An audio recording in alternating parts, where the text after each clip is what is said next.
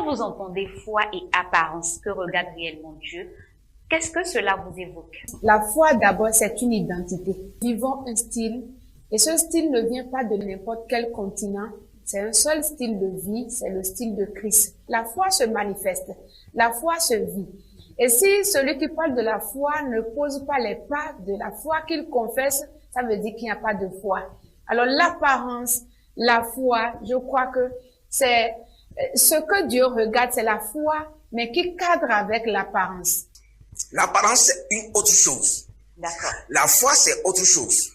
La foi en Dieu est divine, spirituelle. L'homme voit ce que ses yeux voient et apprécie. Mais Dieu, lui, apprécie les cœurs. Dieu n'est pas désespéré pour recevoir son service de n'importe qui. Il est Dieu. Il cherche quelqu'un. Et il a ses critères pour sélectionner. Et ces critères, il n'y a qu'un seul critère d'ailleurs.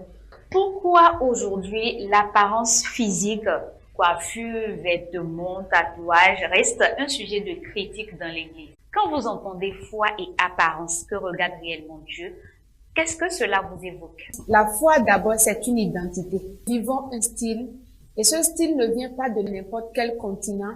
C'est un seul style de vie, c'est le style de Christ. La foi se manifeste, la foi se vit. Et si celui qui parle de la foi ne pose pas les pas de la foi qu'il confesse, ça veut dire qu'il n'y a pas de foi. Alors l'apparence, la foi, je crois que c'est ce que Dieu regarde, c'est la foi, mais qui cadre avec l'apparence. L'apparence, c'est une autre chose. D'accord. La foi, c'est autre chose.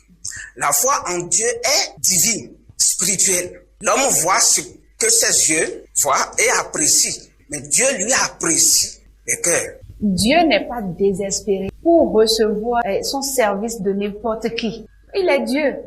Il cherche quelqu'un. Et il a ses critères pour sélectionner. Et ces critères, il n'y a qu'un seul critère d'ailleurs.